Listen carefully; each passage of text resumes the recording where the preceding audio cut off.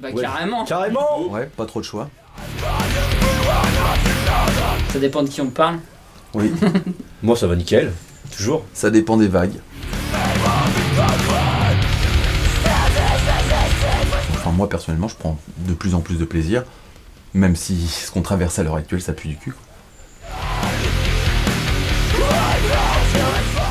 L'opposé du confinement, clairement revoir du monde et repartager avec les groupes, découvrir de nouvelles têtes en concert et voilà quoi, bouger quoi, voir des gens mocher, moi c'est ce que j'ai envie de revoir quoi, du son à l'état brut, du hardcore quoi. Du monde. Du bruit et de l'odeur.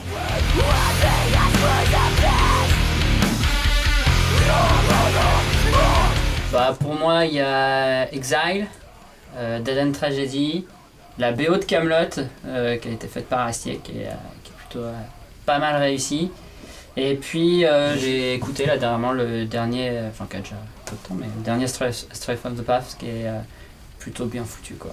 Et pour moi, moi j'aime beaucoup les petits groupes un peu underground qui sont pas très très connus, mais du coup il y avait Reign of Salvation, donc un groupe de hardcore que j'ai découvert sur YouTube et que j'ai pu apprécier sur Spotify. Il y a eu aussi Sanction, qu'un de mes copains m'a fait découvrir, que j'adore beaucoup, donc allez-y sans hésiter. Et puis en termes de rap, parce que j'écoute aussi du rap, pas que du hardcore souvent, j'ai bien aimé le dernier Hamza, qui est pas mal, allez-y, checker ça.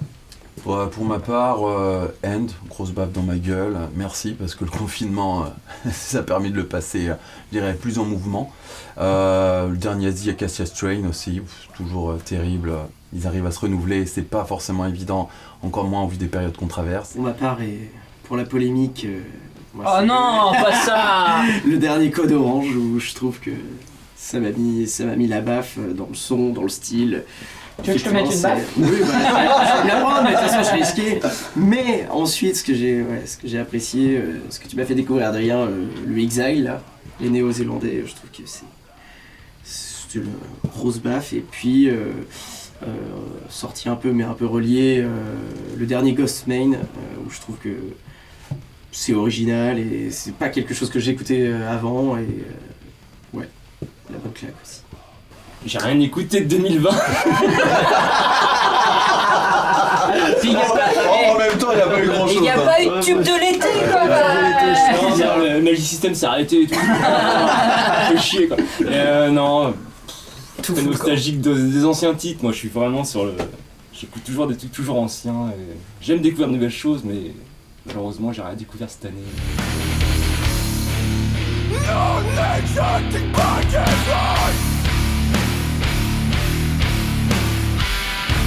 Enfin, clairement, je sais pas si c'est une question auquel on peut répondre par oui ou par non, mais moi, le temps, disons que plus on en a, moins c'est, pour ma part, je pense, propice à la créativité. La créativité, pour moi, elle naît de la frustration. Et clairement, avoir trop de temps, je pense pas que ça soit forcément une bonne chose, sauf peut-être notre vie est essentiellement, je dirais, liée à la création artistique, ce qui est pas forcément notre cas. Avoir autant de temps, moi, pour ma part, j'ai pas trouvé ça aidant. D'autant qu'on était dans un processus de sortie assez rapide et que voilà, les aléas ont fait que ce n'était pas possible quoi, tout simplement. Pour ma part, ouais, ça a été une rupture de dynamique en fait. Non mais le fait d'être lancé, non pas ça c'était fait avant. Non vraiment, la lancée vraiment de la dynamique. Alors je vais parler un peu personnellement, mais le fait de rentrer dans le groupe et le fait d'arriver, d'avoir plein de projets, d'avoir le fait de rentrer dans le groupe, d'avoir à concevoir un nouvel album, et ben en fait cette crise sanitaire elle a cassé cette dynamique qui a fait qu'on a pu répéter, après on était confinés, on a créé, on a tant bien que mal créé, et je trouve que c'était quand même assez malsain et psychologiquement ardu. Oui, ça nous a coupé, comme tu dis, dans la lancée, etc. Les dates ont toutes été annulées les unes après les autres. Et voilà, par contre, je me dis que ça nous a peut-être laissé aussi plus de temps pour essayer des choses avec Arnaud au niveau de la compo. Et voilà, on va se dire qu'on essaye de prendre un petit peu de positif. C'est vrai qu'une crise sanitaire comme ça, on le subit, hein, on s'adapte, on subit, on s'adapte. Et Comme parce les que confinements, déconfinements. si je devais voir le On côté s'adapte. positif de la crise sanitaire, de cette crise sanitaire, c'est qu'on est toujours là devant vous. On est toujours là devant vous à vous dire qu'on est là avec cette même énergie, cette même envie de vous produire de la musique. Ça, je tiens à mettre un point d'honneur là-dessus. Crise sanitaire ou pas, on est toujours là.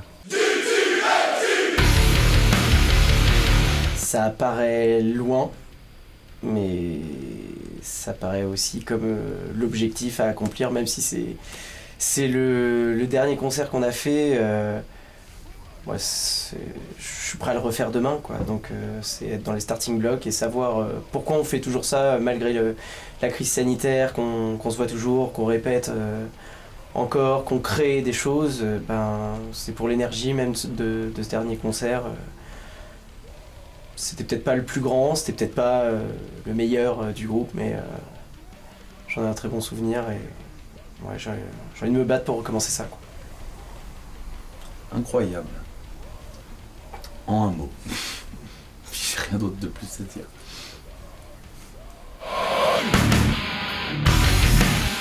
Carrément. On charge.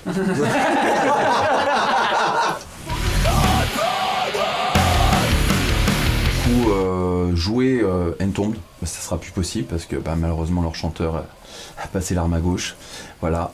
Donc par défaut je dirais Hatebreed parce que c'est le groupe en tout cas pour ma part qui m'a emmené au hardcore, même si pour certains c'est pas du hardcore, metal hardcore. Voilà, on va dire on va arrêter cette guerre de voisinage. Bref, c'est ça qui m'a emmené, je trouve ça trop cool. Converge pour l'énergie parce qu'ils ont une bête de son, c'est un des meilleurs groupes live qui soit. Et puis The Acacia Strain parce que ça reste, je dirais, mon coup de cœur des scores et qu'il y a beau dire, pour moi c'en est pas et ça le fait grave en live. Moi, je rejoins Emile, Converge, franchement, l'énergie qui balance, c'est un truc de dingue. Quand t'es devant eux, t'as qu'une envie, c'est d'être avec eux, toujours, que ça arrête pas. Donc, Converge, loin devant.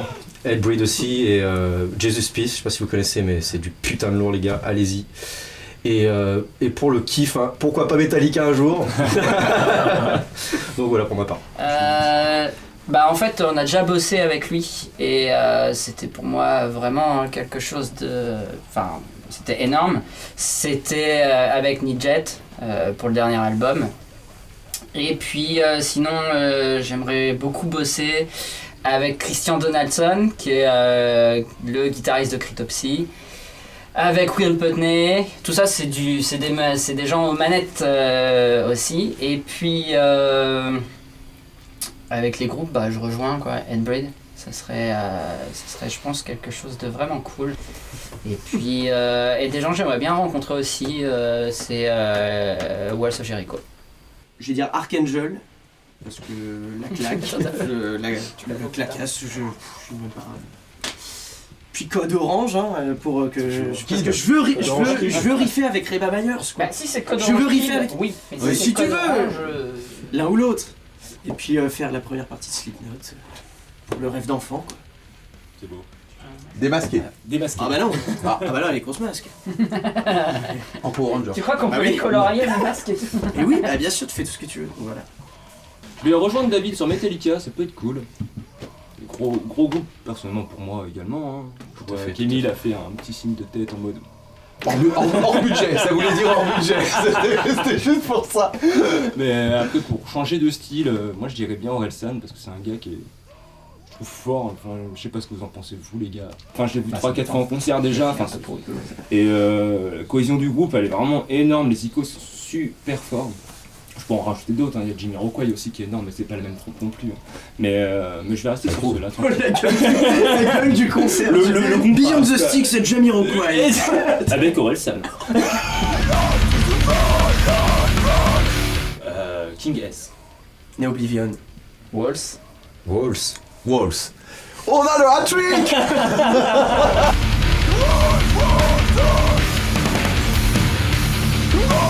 En dehors du groupe déjà, je dirais que je pense qu'on a les valeurs par rapport à la cause animale, comme je disais plus haut, je pense dans d'autres questions. La cause animale, l'émergence des groupes locaux, faire souvenir la scène locale, ça c'est vraiment quelque chose de très présent chez nous.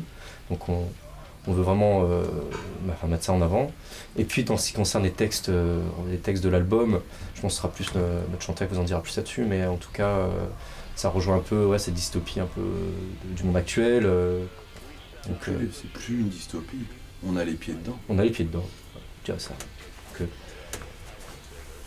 On va dire que je pense que dans le groupe, de manière générale, on a tous des valeurs humanistes, tout simplement, voilà, relativement simple, de respect, sans rentrer dans un champ, je dirais, plus politique et poussé. On est juste des personnes respectueuses, voilà, des uns des autres. En tout cas, si quelqu'un pense que je vais manquer de respect, il n'y a aucun souci, on peut en discuter. Ça m'arrive d'être désagréable, comme tout un tas de personnes. Mais en tout cas, je pense que c'est, oui, juste des valeurs humanistes. Après, chacun défend différentes causes, animales, mais voilà, sans rentrer dans des grands discours antifa, anti-xénophobes, anti-spécistes, anti-ci, anti-ça. J'ai pas envie qu'on se colle 25 étiquettes, tout simplement juste pour dire qu'on est des humains respectueux de l'altérité, de la différence, tout simplement, quelle qu'elle soit, sexuelle, de culte, d'origine, voilà, quelle que soit ton histoire, ton handicap, tes failles. On te respecte tel que t'es, on t'accepte tel que t'es, quoi, y a pas de souci. De toute façon, on est tous égaux dans un pit. Bon, si t'as un fauteuil roulant, on risque de se faire un peu plus mal si on te shoot dedans. Mais sinon, voilà, c'est tout ce que je dirais. Concernant l'album, là c'est un album peut-être un peu plus introspectif, puisque dans l'album à venir, je vais faire ça un peu en avant-première, mais c'est un album que j'ai principalement écrit durant la crise, et j'en avais un peu marre en fait de parler que de ça. Surtout que pour les personnes qui ont pris le temps de lire Stigma, je pense que vous vous rendez compte qu'il y avait peut-être un peu de flair, à mon grand désespoir, de ce qui s'est pointé en fait là. Donc on va dire que c'est beaucoup d'émotions, personnelles sur comment on vit le fait d'être loin des uns des autres, comment aussi on peut être manipulé à travers écran interposé, à travers la distance. Voilà, c'est peut-être un album un petit peu plus, les textes un petit peu plus mosaïques, parce que ils font référence, je dirais, à la crise, quelle qu'elle soit, mais plutôt sous un angle peut-être individuel, à travers différentes thématiques. Je suis peut-être pas clair, mais disons que les sujets abordés sont peut-être un petit peu moins généralistes, bien que relativement liés. Ouais, pour finir, je dirais, on a des messages à faire passer, mais on t'impose pas ces messages-là, quoi. Donc, Et j'insiste, comme disait David, sur le soutien. Faut pas oublier une chose, c'est que il n'y a pas de gros poissons sans petits. Et je veux dire, faut pas besoin de regarder Les Dents de la Mer ou un documentaire de Cousteau pour s'en rendre compte, d'accord ? C'est ça la vie. Et à un moment donné, tout est une question d'équilibre. Et c'est très important aussi de respecter n'importe qui, n'importe quel groupe, quelle que soit sa taille, tout simplement. Et ça, il y en a un certain nombre qui l'oublient. N'oubliez pas qu'on a tous été petits un jour et qu'on a tous besoin de plus petit que soi. Ça, c'est même pas moi qui le dis. Bon, si le salon est en béton armé, on fait ça dans la semaine. Chaud. Bah et puis il paraît que vous allez être 3 maintenant, donc on se revoit bientôt avec un gamin dans la grosse caisse, je pense.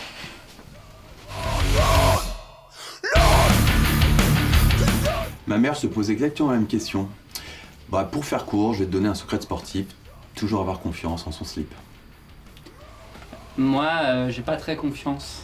Pour une petite anecdote, une fois j'ai oublié mon short. Et Émile, il faut savoir qu'il a une collection monumentale de shorts. Et donc il part jamais sans un deuxième, voire un troisième short. On sait jamais, un petit prout, enfin bon bref. Et du coup il me dit ah pas de problème, je t'en prête un, j'en ai un. Il était large. Et du coup je le mets, et franchement je mens pas. Bah il était là. Et j'ai fait mais... J'étais pas serein.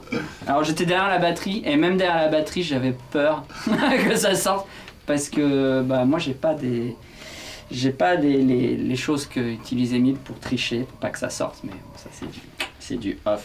Mais au tout début, je peux balancer ça, j'utilisais des maillots de bain en fait. Et ça marche très très bien. Voilà. Donc, J'aurais préféré qu'il utilise un maillot de bain le jour où il a craqué son Falzar en live, mais... Oui, mais ça c'était avant. Ça c'était jadis. C'est avant.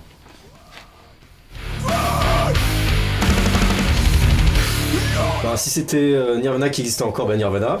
Mais sinon, Metallica, toujours, je change pas mon fils d'épaule. Metallica.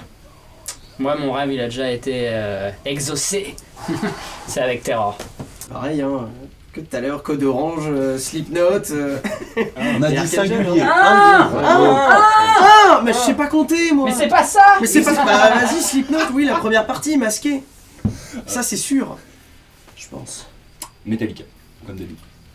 Entombed, mais vu que c'est pas possible, je dirais Hatebreed par défaut. Notez, comment il est? Ben, dès que possible, gars, dès que l'aéroport est rouvre, ben, nous débarque sur l'île, nous, hein. Et prépare les autres seulement. On ne veut pas couille molle, nous, hein. C'est bon? Ça retrouve, hein. Bon, moi je suis pas natif de là-bas, donc je parle en oreilles, mais carrément, ça ferait plaisir, ouais, pas d'y retourner, mais. Enfin, d'y retourner, mais pour jouer, ouais, carrément, avec le band, totalement. Au plaisir, en tout cas.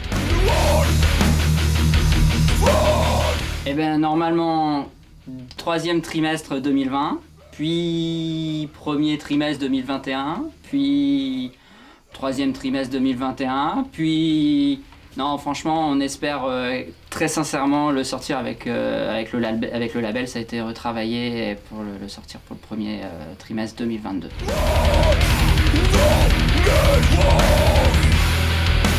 C'est une bonne question. Je suis pas persuadé d'avoir la réponse. Je pense que j'ai certainement l'une des pires techniques vocales qui soit, puisque j'en ai pas. C'est pas faute pourtant d'avoir pris des cours avec David Ferron. Mais disons que les tripes, l'émotion, qui joue des fois en ma défaveur d'ailleurs, et une bonne dose de hargne, quoi. Je crois qu'il y a que ça. Hein. Tu Voilà. dis quelque chose, mais un petit peu de pinard. Ah, Non, pardon, beaucoup de pinard. pas exagéré. Non, c'est pas le vin qui donne la voix. Non. C'est le vin qui donne de la voix. Non, j'ai déjà fait des concerts sobres et ça se passait bien aussi. Eh oui.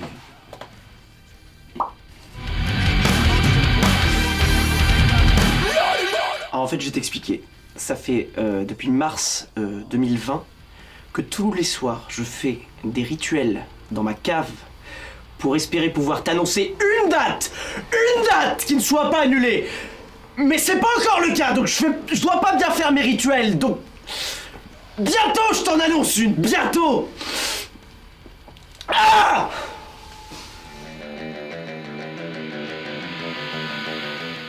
C'est une vaste question en fait, parce que tout dépend de quel côté de la berge tu te situes en fait.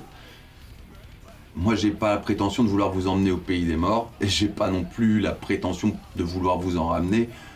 Je pense qu'on est juste dans ce torrent en fait de vie et de mort, donc voilà, je pense qu'on est dans le Styx, je pense pas qu'on est d'un côté ou de l'autre, mais ça c'est ma vision des choses. Et moi je dirais que, pour répondre à la question, faire traverser le Styx, parce que c'est pas nous au-dessus de vous, c'est-à-dire les musiciens au-dessus du public, c'est le public et les musiciens, et c'est un partage, c'est vers du hardcore, c'est ça le Styx pour ma définition à moi de ce groupe-là, donc je dirais faire traverser le Styx.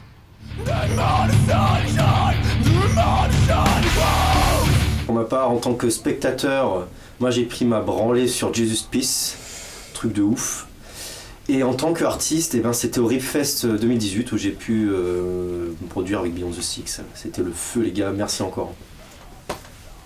Bah moi, en tant que public, je dirais en fait le tout premier concert auquel j'ai assisté finalement, j'avais 16 ans. Je suis allé voir Massisteria dans mon petit bled et ça a été les premières émotions. En tant que musicien, eh bien je dirais pareil, enfin c'était pas le Ripfest mais c'est aussi avec Beyond, la release de Stigma au Temps Machine, un sold out du monde, enfin voilà c'était cool quoi. Alors, le meilleur concert auquel j'ai assisté en tant que public, moi je dirais, c'est peut-être le concert le plus humide qui soit. Torride, c'était Propane au Ripfest numéro 2, si je dis pas de bêtises. J'avais jamais vu le groupe en live, on m'avait dit, il paraît que quand ils jouent, il y a des morceaux de plate qui tombent tellement que ça joue fort. Et franchement, je sais pas si ça jouait fort, mais putain, qu'est-ce qu'il faisait chaud, bordel. Mais c'est vraiment l'un des plus gros souvenirs que j'ai. Et en tant que chanteur, je dirais tout simplement Beyond, du coup, au Petit Minou, à Brest. Là, j'ai compris qu'il pouvait vraiment se passer quelque chose de magique quand on savait trouver les bons mots, en fait, pour permettre à une foule de se réveiller. Et j'ai clairement compris que j'étais à ma place ce jour-là sur scène, parce que quand on arrive dans une ville où on n'a jamais joué, à Brest, et qu'on est devant un public qui a assisté à 2 concerts de stoner et de doom avant, on se dit que c'est pas forcément du hardcore qu'ils attendent, et quand on trouve les bons mots pour permettre au public de sortir les mains de ses poches, je vous garantis qu'il n'y a pas à chercher, hein. Le hardcore, c'est vraiment un sacré sport.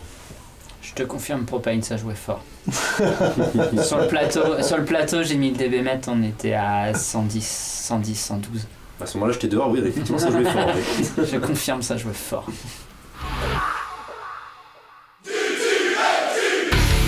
Alors nous et notre Brutal Music, non seulement on est prêt à venir sur Montpellier, mais à boire jusqu'à oublier qu'on est à Montpellier.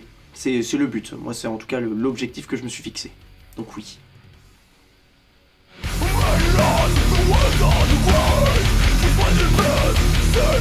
C'est la suite de ce que je disais tout à l'heure, enfin de ce qu'on disait tout à l'heure, que le monde public ne boude pas tous les petits concerts, etc.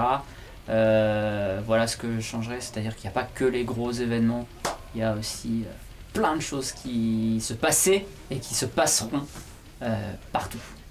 Et puis pour moi, faire émerger un peu plus les groupes locaux, pourquoi pas démocratiser à la télé, faire un petit clip vidéo sur les heures de grande écoute, ça vraiment, j'aimerais bien que ça change un peu à ce niveau-là, quoi. Sans que ça devienne hyper commercial ou autre, là on basculerait sur un autre domaine, mais pour moi, ouais, un peu plus de reconnaissance sur les petits groupes qui veulent émerger, qui sortent les doigts du cul. De l'éducation. Moi j'aimerais de l'éducation en fait, de l'éducation musicale, mais à partir du plus jeune âge en fait, jusqu'au plus vieil. Parce qu'en fait on se rend compte qu'on vit dans un monde où tout simplement on n'est pas ouvert en France en fait aux cultures avec un S, tout simplement. Et la culture des musiques extrêmes, c'est une culture qui, hormis au petit journal, enfin anciennement, maintenant quotidien, personne n'en parle. Enfin, il faut regarder Trax entre 4h et 5h du matin pour pas entendre parler de musique alternative. Je trouve ça complètement fou, en fait. Et puis des cafés-concerts. Merde, des cafés-concerts. Les cafés-concerts se cassent tous la gueule les uns après les autres. Enfin, je veux dire, vous en rendez tous compte. On a tous vu le Monde d'eau fermé. On a tous vu du côté de Bordeaux le Void fermé aussi. Enfin, à un moment donné, il faudrait peut-être se réveiller et que les finances publiques aussi, nos pouvoirs publics nous permettent de jouer dans de bonnes conditions. Aussi, ça me paraît important, donc le soutien des politiques publiques. Si tu veux la réponse à cette question, viens nous voir en concert et tu verras ce qui se cache au-delà du Styx. J'aurais pas grand chose à rajouter, si ce n'est que c'est plutôt à vous de nous le dire, en fait, tout simplement, parce que je pense que la réponse vous appartient davantage qu'à nous. On ouvre juste une voie, tout simplement. Après, tu peux taper sur une encyclopédie en ligne, STYX, et comprendre peut-être de quoi on parle, tout simplement.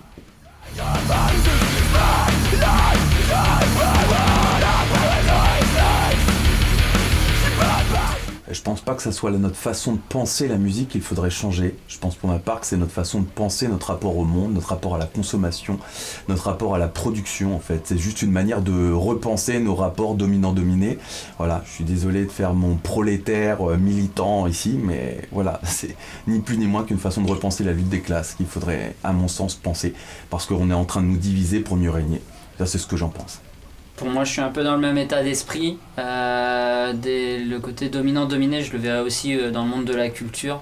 Revenir à des choses justement à taille humaine. C'est-à-dire pas repenser la culture avec d'un côté les gros qui font les mêmes tournées partout et d'un autre côté les petits qui font les mêmes cafés-concerts. Voilà. Mais retrouver un côté véritable dans les tournées, un côté vrai dans les affiches de concerts. Rencontre.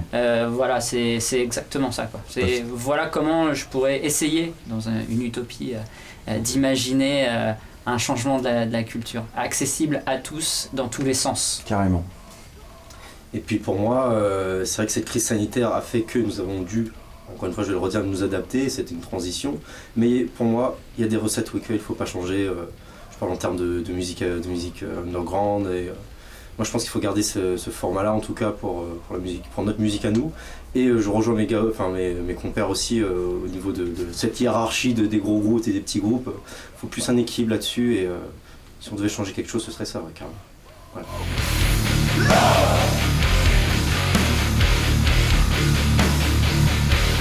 Moi je dirais le petit Minou, encore une fois, ce feu café-concert de Brest, où je me souviens être parvenu avec les gars en fait à vraiment sortir le public de sa zone de confort quand t'es tenu plus par le bar que par ton verre, on ne sait pas d'ailleurs, et t'oses pas y aller, tu sais pas si tu dois aller danser, si tu dois aller te frotter au pit, et où il y a cette espèce de feu qui commence à prendre, et puis tu te retournes et tu regardes les gars qui font c'est la guerre, et là tu comprends clairement que oui c'est la guerre. Et ben c'est marrant que mon frère d'armes parle du petit Minou à Brest, parce que moi aussi j'allais citer cette date là. Pourquoi? Et ben je vais te raconter une petite anecdote.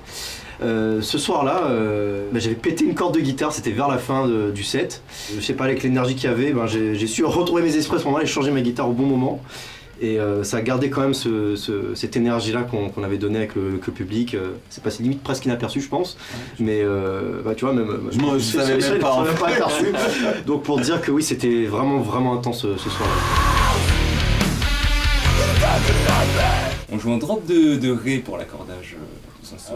Après en matériel, je joue sur une Fender Precision, également une Deluxe. Mon ampli est un Ampeg SVT V9 de 72 et mon baffle un Ampeg HLF. J'ai une Fender Jim Root Jazzmaster, la dernière. J'ai une EVH 5153. Wow. Ouais, je sais. Et un Engel 4x12 Selection V30 XXL. En guitare de Sper, j'ai une Gibson SG avec des micros EMG de James Hetfield. Et j'ai une Reverb Fender et une Boss Digital Delay, un Decimator chez USP. Et voilà, je crois que la liste de courses est terminée. Donc moi je suis chez Yamaha et chez Paste. En fait j'aimerais refaire le tour de tout le monde et au niveau du matos, ce que j'aime et ce qu'on aime, c'est aussi le fait d'être dans du naturel au niveau du son. On utilise des amplis à lampe, une batterie acoustique, il n'y a pas de trig, il n'y a pas de sureffet, il n'y a pas de tout ça. On aime avoir le son réel de l'instrument. Qui soit aussi bien en live qu'en studio, c'est quand même quelque chose d'important pour nous. Je rejoins Adrien, moi j'ai un jeu très épuré aussi, donc moi je joue sur un format assez simple, Noise Gate ISP, un accordeur Polytune TC Electronics. Je joue aussi sur un Engel Savage 120 et un V30 en 4/12 et une Telecaster Fender de Jim Root, signature Jim Root. Bah moi je risque de vous surprendre. Parce que en qualité de chanteur, j'utilise Il sort sa trousse, il vient de sortir un crayon. Arrêtez, c'est exceptionnel là ce qu'on voit. un micro SM58, voilà, de chez Shure. Voilà, le reste c'est une bonne dose de haine et ça suffit à faire le reste.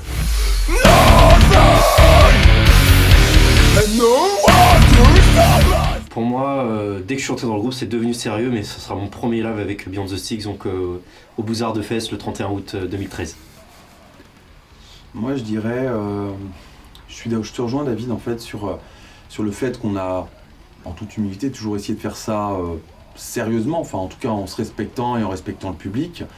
Je dirais que c'était l'ouverture peut-être de Nasty en Allemagne, où là clairement j'ai compris un petit peu ce que l'étranger pouvait attendre d'un groupe, et puis ce qu'un groupe aussi pouvait provoquer en live. Et là clairement j'ai compris la marche, ou plutôt dire l'escalier qui nous séparait de certains groupes. Et ça fait du bien ce genre de baffe. Ouais, bah moi c'est le plus simple, c'est la release de Stigma. C'est le tournant du groupe et la calotte dans le public, toujours, on en revient toujours au public. C'était magistral. Moi j'ai passé un très bon moment et là c'était bien au-dessus. Oui, vous aurez le privilège de voir de nouveaux clips avec le prochain album.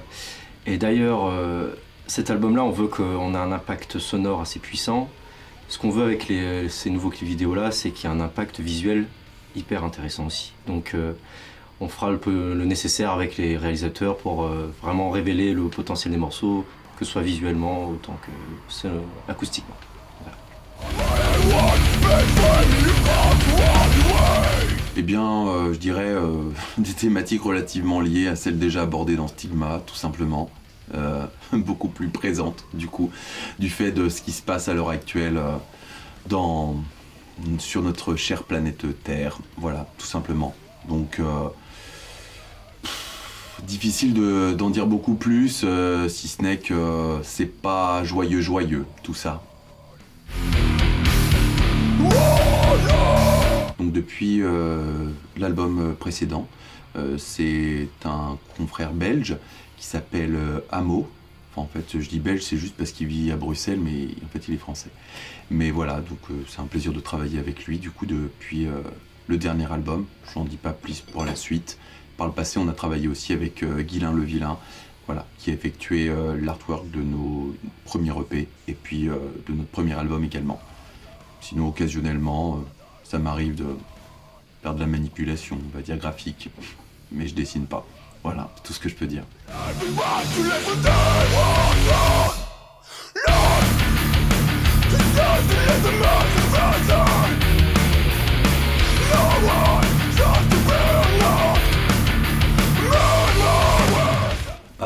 Moi, le côté grande famille, ça me fait bien rire. Parce que je pense qu'on n'est pas plus grande famille dans le métal que dans n'importe quel autre style. C'est vrai que dans le hardcore, on peut des fois ressentir un petit peu ça, mais je vais pas prêcher pour ma propre paroisse en fait. On n'a rien lancé de notre côté. C'est vrai, pour solidariser des choses, mais j'ai pas l'impression non plus que beaucoup de groupes aient lancé quoi que ce soit. En même temps, au vu de ce qu'on a traversé à l'heure actuelle, repenser les liens à distance, sachant qu'il faudrait à mon sens déjà repenser les liens ensemble, en vrai, sans distanciel, je pense qu'il faut peut-être pas trop en demander et je pense que Internet ne va rien révolutionner, en tout cas rien en termes d'intégrité des liens. On va pas taper comme ça, mais le côté grande famille, c'est des mots quand on voit ce qui se passe en tournée, enfin ce qui se passait en tournée. Combien il y a de groupes qui sont là pour t'écraser et qui soit te calculent pas, soit font exprès de t'emmerder, soit te pètent du matos, soit, enfin, des exemples j'en ai à l'appel. Il y a aussi des groupes avec qui ça se passe très bien. Attention, je suis pas en train de, voilà, mais la grande famille, comme dans n'importe quelle famille aussi, t'as des cons dans ta famille et t'as des gens avec qui tu t'entends pas. On va dire ça comme ça. Au-delà des rapports, je dirais, d'humeur et d'ego, il y a des rapports dominant-dominé partout. Et clairement, il y a des endroits où on te fait comprendre que t'es une sous-merde. Ouais, mais les dominants sont pas forcément des dominants en fait. Ah oui, mais il y a des gens qui pensent que... Voilà, mais il y a là le problème. Après, donc ouais, comme je disais, en face de ça, il y a quand même des gens qui sont...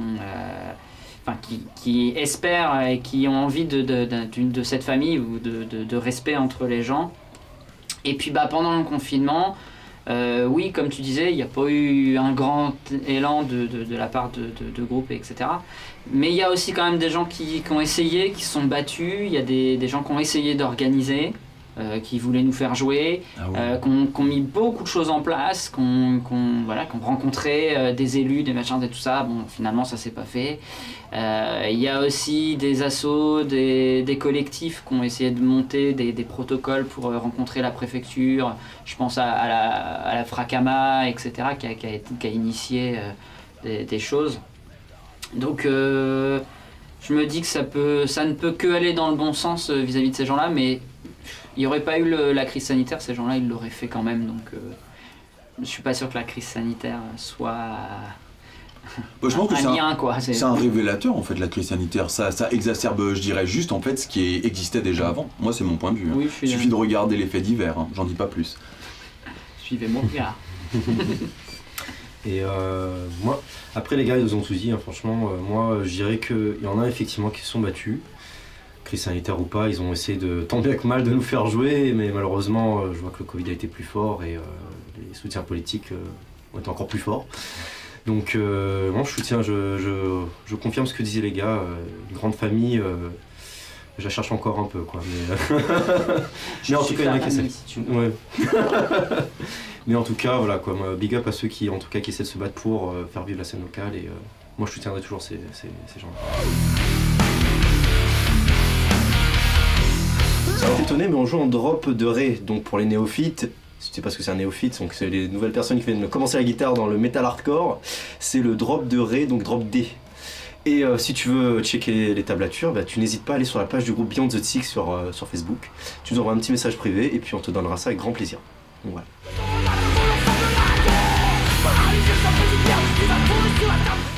La réponse est oui, et plus si affinité. Alors le groupe a commencé à l'origine, première répétition octobre 2010. Premier concert, qui pour moi est la naissance du groupe du coup, c'est le 21 juin 2011 à Tours, donc avec Adrien qui était déjà présent dans le groupe à l'époque. Sachant que du coup le groupe a eu 4-5 moutures différentes, David va plus ou moins vous parler. Moi j'ai intégré Beyond the Six en mai 2013. Et j'ai fait mon premier concert avec eux le 31 août 2013. Et j'étais avec Johan qui a intégré dans la même dynamique le groupe aussi.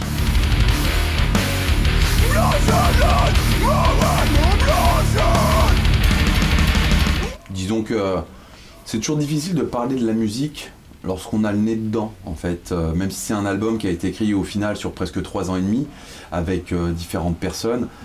Disons que c'est toujours difficile, en tout cas pour ma part, d'être suffisamment distancié pour dire oui, ça va être un album plus brutal, ça va être un album moins brutal. Tout ce que je peux dire, c'est le contexte dans lequel on l'a écrit est un contexte relativement brutal, donc je pense que l'album en ressortira que plus brutal. Tout ce que je peux dire, c'est que je le trouve incisif dans la lignée, tout ce qu'on a toujours fait jusqu'à présent. Et comme j'avais déjà dit plusieurs fois dans différentes interviews, je pense que j'arrêterai de faire la musique le jour où le monde sera moins brutal. Donc je suis pas prêt, on va dire, de vous faire de la valse, ni du bal musette. Voilà, en tout cas merci pour le compliment et d'avoir apprécié Stigma.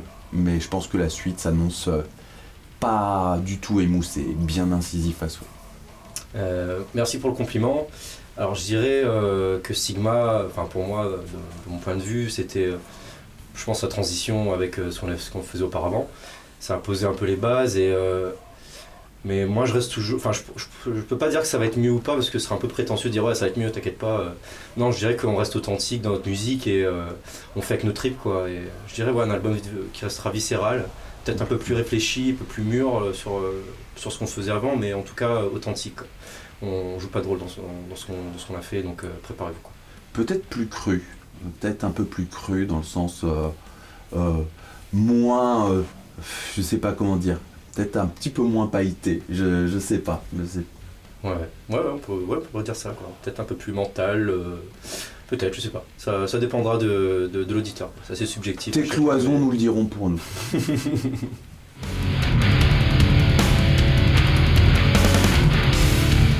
Avec qui? Voilà, la réponse est faite. Je me suis arrêté à Queen, désolé pour toi Christine. Si, il y a un Doshin qui a déjà fait, on a loupé le coche les gars. Allez, next.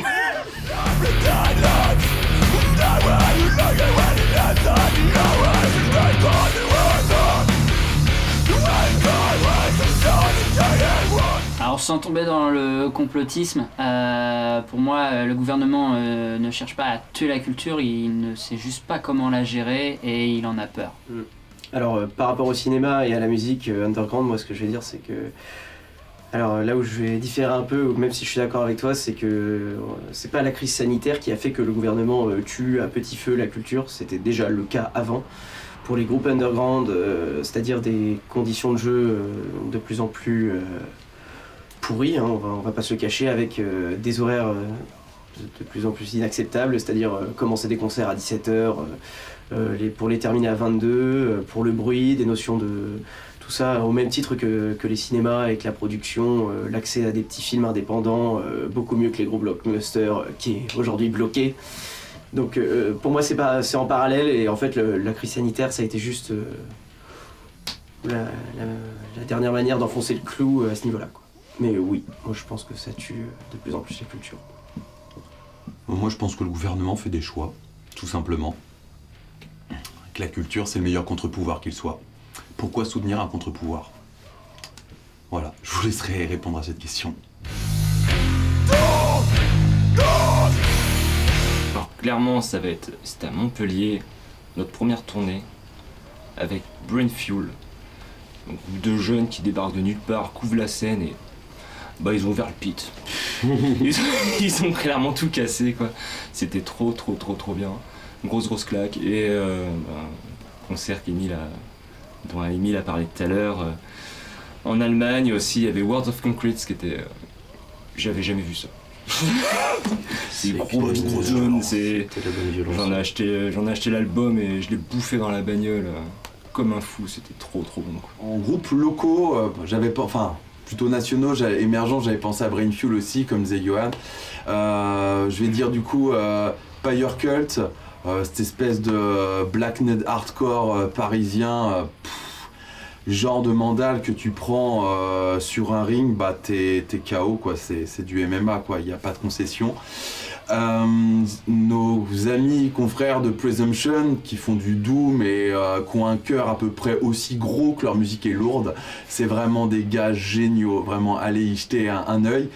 Et puis pour faire un clin d'œil à l'étranger, j'aurais tendance à dire Send, les japonais qui font pas un hardcore conventionnel et qui, lors de cette même date dont parle Johan justement en Allemagne, moi m'ont mis une sacrée branlée, je m'attendais pas à ça.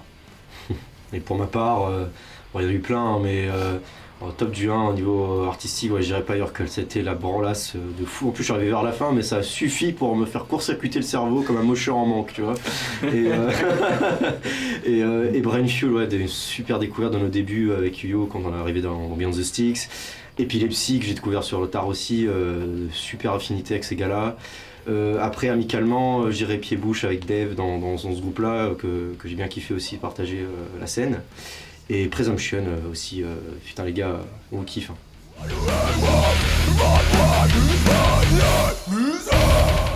Place au nouvel album déjà. Et puis oui, de fait, on n'a jamais eu l'habitude de servir un gâteau sans bougie. Donc voilà, t'en fais pas, tu pourras l'éclairer.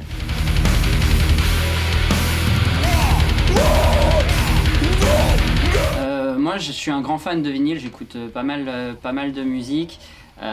Pourquoi faire un vinyle avec un mastering différent? C'est tout simplement parce que c'est pas le même support et la musique numérique a besoin d'une certaine façon d'être masterisée, les supports analogiques d'une autre façon. Et notre but, c'était pas simplement de copier le CD sur le vinyle, comme le font beaucoup d'artistes aujourd'hui.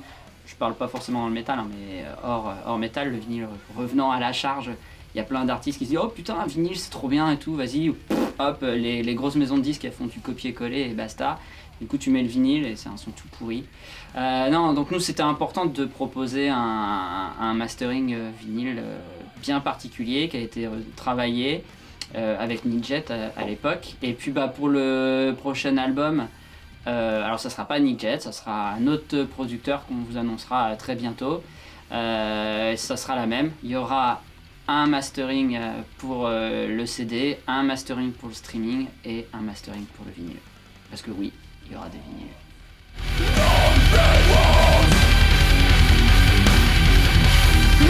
Alors en ce qui me concerne, pourquoi la voix du hardcore? Donc moi j'avais un passif plutôt métal, un peu général quand j'avais commencé dans mon ancien groupe. Et moi j'avais besoin de vraiment plus de haine dans la musique que j'avais envie de produire. Et je suis tombé sur Beyond the Six, qui m'a permis déjà d'exprimer cette violence que j'avais envie de faire à travers ma guitare, etc. Et puis en explorant un peu plus notre style de musique, je suis tombé sur le hardcore avec les partages que j'ai eu avec les autres groupes, même mes compères qui sont aussi un peu dans cette vibe-là, dans cette même vibe-là. Voilà, pour moi le hardcore c'est plus qu'une musique, c'est des valeurs. Pour moi, je soutiens la cause animale, je soutiens une justice, une vraie justice, quoi, une justice égalitaire pour tous. Donc, et je trouve qu'à travers le hardcore on peut exprimer ces valeurs-là et en même temps avec la musique. Donc quoi de mieux, quoi, des valeurs. En plus on peut danser, casser de la bouche. Donc moi je valide. En toute fraternité. En toute fraternité, bien sûr.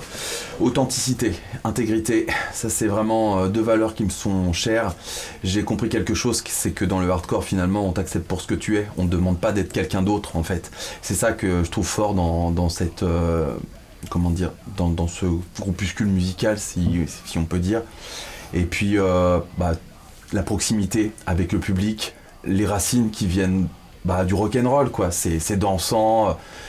Et puis on peut se faire mal tout en s'appréciant quoi finalement les uns les autres. Et ça il y a encore beaucoup de personnes qui le comprennent pas, c'est que oui certes on va s'essuyer les phalanges sur un bout d'épaule, sur un pan de mur, mais c'est une catharsis tout ça, c'est juste une manière d'exprimer tout ce qu'on ne parvient pas à encaisser quoi de la vie.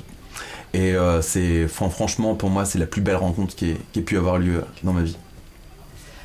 Pourquoi le hardcore ? Pareil, le côté vrai, et puis musicalement à jouer, c'est un style qu'on ressent, qui est ultra agréable à jouer, parce qu'il y a cette puissance, il y a cette simplicité, mais pas au sens péjoratif du terme, qui est accessible, et on essaye des choses, et ça sonne pas, et ça groove. C'est tout ça, comme tu disais, dans les bases qui vient du rock'n'roll, et... voilà, le côté vrai, simple et direct. Clairement. Et je voulais finir sur aussi, vraiment, c'est vrai qu'on vient de tous univers différents, mais le hardcore nous a rassemblés. Oh là là là. Je sais pas, là je suis...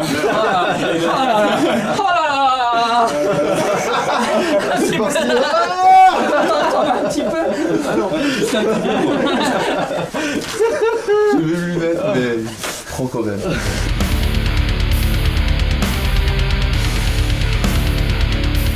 Le jour où le public s'est mis à chanter nos paroles. Ah, il pensait. Ouais, carrément. C'est vrai que, je sais pas si tu fais référence à cette date, mais on a joué à la scène Michelet. La scène Michelet, c'est un endroit particulier à Nantes où on a dû y jouer 3 fois, je crois, peut-être 4. Et voir en fait qu'au fil du temps, déjà le lieu se remplit, mais au-delà de ça, voir qu'on grab the mic, qu'on cherche à choper le micro et tu vois les gens chanter ce que tu as écrit, ce qu'on a composé ensemble, c'est gueudin. Là, c'est vrai qu'on commence à avoir la chair de poule, quoi. Moi, mon meilleur souvenir d'artiste, c'est ma première tournée avec Beyond the Sticks, donc en 2013, je crois, octobre 2013. Donc la première tournée où j'ai pu faire ça avec Yohan à l'époque, donc il venait d'entrer aussi dans le groupe. C'était pour moi mon meilleur souvenir parce que je me faisais déjà une idée d'une tournée avec un groupe, avec une bande de potes, et j'ai pu l'exaucer pendant 10 jours. Donc c'était vraiment le feu, le kiff total, on a appris à se connaître, rencontrer des gens, avoir tout moult péripéties, Yohan qui se rasait la tête au fur et à mesure, il était à la fin du chauve, donc moi j'ai rigolé. C'était vraiment génial, donc ça je mets vraiment dans mon meilleur souvenir en tant qu'artiste, donc je remercie encore les gars d'avoir pu partager ce moment-là avec eux. Et avec vous aussi, les chers internautes. Vas-y, active la cloche, mets un pouce bleu. Si tu aimes cette vidéo, n'oublie pas un petit pouce en bas.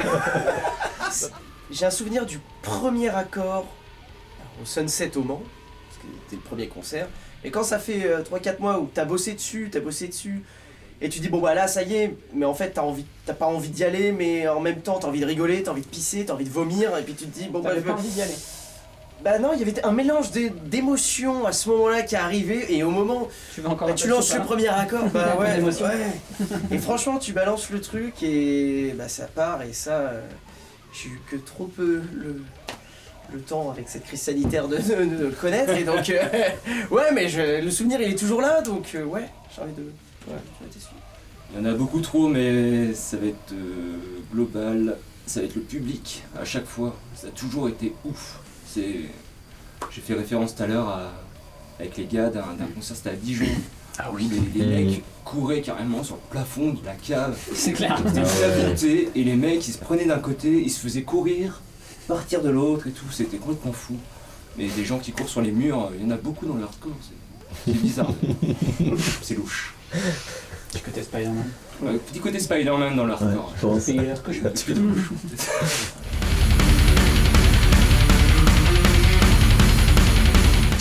Ah ça me fait plaisir que tu me demandes ça, John V. Bâton. En exclusivité, je vous présente Une formidable EVH 5153 3 en anglais, créée par Eddie Van Halen dans les années je sais pas combien. C'est 50 watts de puissance et ça fait plaisir au guibole.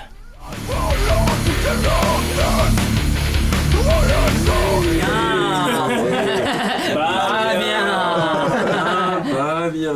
Ah non, il y a le mec qui fume dans le rétro.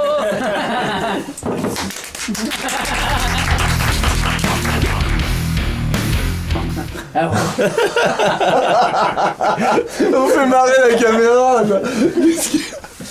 C'était pas censé être drôle ça. Si tu veux qu'on te partage les tablatures, eh bien tu n'hésites pas à aller checker la page Facebook du...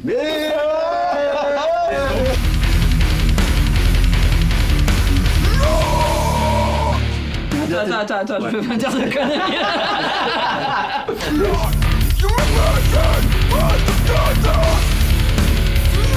Donc c'est dans nos valeurs hardcore, vas-y tu check. C'était trop mec. Il rigole aussi. Pourquoi il regarde? Et ça c'est, il y a toujours des moments comme ça. Attends, mais j'étais bon, je t'ai lancé. Très bien David. Oui, c'était très bien.